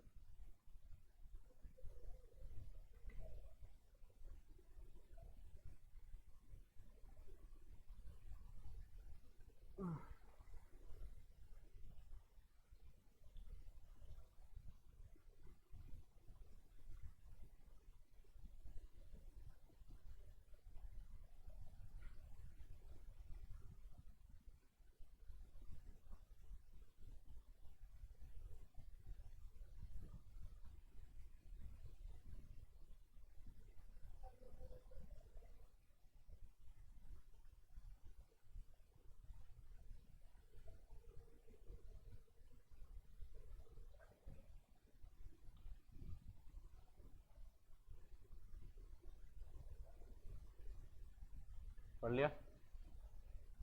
नेक्स्ट 2 पेज और रहेगा, बस जल्दी से कंप्लीट करते हैं। पब्लिक नोटिस कब कब देना पड़ेगा? तो देखो जी, पहला वाला पॉइंट हम पहले ही पढ़ चुके हैं कि अगर एक माइनर मेजोरिटी की एज अचीव कर लेता है तो उसके पास 6 महीने का वक्त है ये डिसाइड करने के लिए कि फॉर्म पार्टनर बनना चाहता है नहीं बनना चाहता। अगर बनना चाहता है तो क्या करे? एक पब्लिक नोटिस दे दे 6 महीने के अंदर और पब्लिक को बता दे कि मैं पार्टनर बनना चाहता हूँ। अगर वो पब्लिक नोटिस नहीं देता तब क्या होता है? अगर वो पब्लिक नोटिस नहीं देता तो क्या होता है? तो 6 महीने बाद ऑटोमेटिकली मान लिया जाता है कि फॉर्म में पार्टनर रहेगा, उसने नोटिस नहीं दिया तो। अगला, अगर एक पार्टनर फॉर्म से रिटायर हो रहा है तो उसको पब्लिक नोटिस देना है, नहीं देगा तो क्या होगा? लाइबल होता रहेगा इन लाइबिलिटीज के लिए, भले ही फॉर्म से रिटायर हो चुका है जब तक पब्लिक नोटिस नहीं देता वो। अच्छा, अगर ये पार्टनर एक्सपेल किया जा रहा है तो उसको भी एक्सपेल मतलब निकाला जा रहा है तो उसको भी पब्लिक नोटिस देना है कि भैया मुझे फॉर्म से निकाल दिया गया, अब मैं फॉर्म में पार्टनर नहीं हूँ। और लास्ट, अगर फॉर्म डिसॉल्व हो गई है तो फॉर्म को फिर एक नोटिस देना है, पब्लिक नोटिस, कि अब मैं फॉर्म हमारी जो फॉर्म है वो डिसॉल्व हो चुकी है, ताकि अब कोई भी नया कॉन्ट्रैक्ट फॉर्म के बिहाफ अगर इनकर करे तो पार्टनर्स ही उसके लिए लायबल हो, इंडिविजुअली पूरी फॉर्म कलेक्टिवली लायबल ना हो। ठीक है जी, पब्लिक नोटिस कैसे दिया जाएगा? तो पब्लिक नोटिस कैसे देना है? It has to be published in the official gazette. ठीक है, ऑफिशियल गैजेट होता है जो सरकारी कह लो मैगजीन है। ठीक है, सरकार की तरफ से जो एक डॉक्यूमेंट इशू किया जाता है जिसमें सरकार छुट्टियां पूरे साल में कब कब कौन से फेस्टिवल की छुट्टी कब कब देगी, और इसके अलावा जो भी सरकार को इंपॉर्टेंट नोटिफिकेशन देनी होती है वो सब ऑफिशियल गैजेट में दी जाती है। ठीक है, एक तो वो देना है। दूसरा, एक वर्नैक्युलर न्यूज़पेपर में नोटिस देना है कि फर्म रिटायर हो रही है। वर्नैक्युलर न्यूज़पेपर क्या होता है? वर्नैक्युलर न्यूज़पेपर मतलब होता है रीजनल न्यूज़पेपर। जैसे हम यूपी में है, यूपी की रीजनल भाषा क्या है? हिंदी, तो हिंदी के अखबार में देना है। आप महाराष्ट्र में हो तो महाराष्ट्र की लैंग्वेज क्या है? मराठी, तो फिर मराठी के न्यूज़पेपर में देना है। अगर आप कहीं और हो तो वहां की जो रीजनल लैंग्वेज है उसकी न्यूज़पेपर में एक देना एडवर्टाइजमेंट। और न्यूज़पेपर भी कौन सा होना चाहिए? जो पॉपुलर न्यूज़पेपर है जिसका बहुत दूर दूर तक सर्कुलेशन है। ठीक है, और अगर आपकी फर्म रजिस्टर्ड है तो आपको रजिस्ट्रार ऑफ फर्म्स को भी नोटिफाई करना है कि सुनो जी हम निपट लिए, हमने फर्म डिसॉल्व कर दिया, अब हमारी रजिस्ट्रेशन खत्म कर दो। ठीक है, तो इस तरीके से पब्लिक नोटिस दिया जाएगा।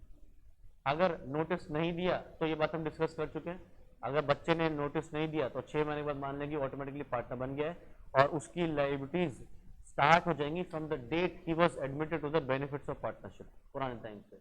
अगर पार्टनर रिटायर हो रहा है, पब्लिक नोटिस ना दे, तो डिस्कस कर चुके हैं कि वो लाइफ के लिए इनकर करता रहेगा जब तक वो पब्लिक नोटिस नहीं दे देता। एक्सपल्शन ऑफ पार्टनर भी सेम चीज़ है कि भैया वो एक्सपेल हो गया, निकाल दिया गया और नोटिस नहीं दे रहा, तो फिर उसकी लाइफ कंटिन्यू रहेंगी। और फर्म डिसॉल्व हो जाती है तो फिर इस केस में अगर पब्लिक नोटिस नहीं दिया गया तो एक पार्टनर के एक्ट से फिर बाकी सारे पार्टनर्स लायबल होते रहेंगे, क्योंकि दुनिया को नहीं पता कि अभी ये फर्म डिसॉल्व हो चुकी है। हाँ, अगर पब्लिक नोटिस दे दिया है तो फिर पार्टनर लायबल पर्सनली होगा, सारे फर्म लायबल नहीं हो पाएगी। ठीक है,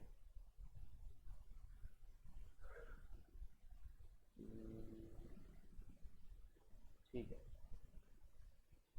चलो जी। तो यहाँ से ये सारी चीज़ें हैं जो हमने डिस्कस कर रखी हैं कि म्यूचुअल एजेंसी कहाँ कहाँ लग दी है। अगर फर्म डिसॉल्व हो भी जाए तो म्यूचुअल एजेंसी 2 केसेस में एक्टिव रहती है। क्या?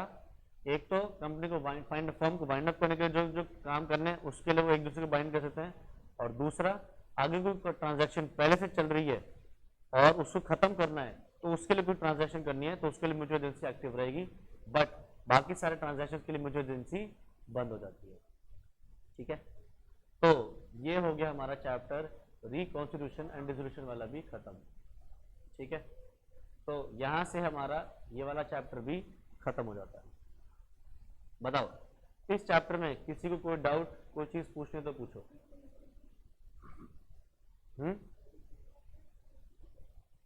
मोड ऑफ सेटलमेंट में फर्स्ट पॉइंट अग्रीमेंट होगा शायद, गुडविल वाला। ये फर्म की जो गुडविल है हम उसको या तो सेपरेटली बेच सकते हैं या along with the other property of the firm. मान ले हम 3 पार्टनर्स हैं, ठीक है, अब हमारी फर्म डिसॉल्व हो रही है, अब हम वो क्या कर रहे हैं, अपना पूरा का पूरा बिजनेस बुलबुल और पूजा की पार्टनरशिप को बेच रहे हैं।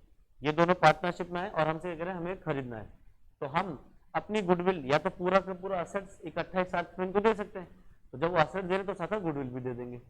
ठीक है, या फिर ऐसा कर सकते हैं कि असेट्स हमने बेच दी, गुडविल असेट्स सारे बेच दिए हमने बुलबुल को, गुडविल बेच दी पूजा को मान लो, तो ऐसा भी कर सकते हैं। तो गुडविल या तो अलग भी बेच सकते हो या फिर कलेक्टिवली बेच सकते हो अलॉन्ग विद अदर असेट्स।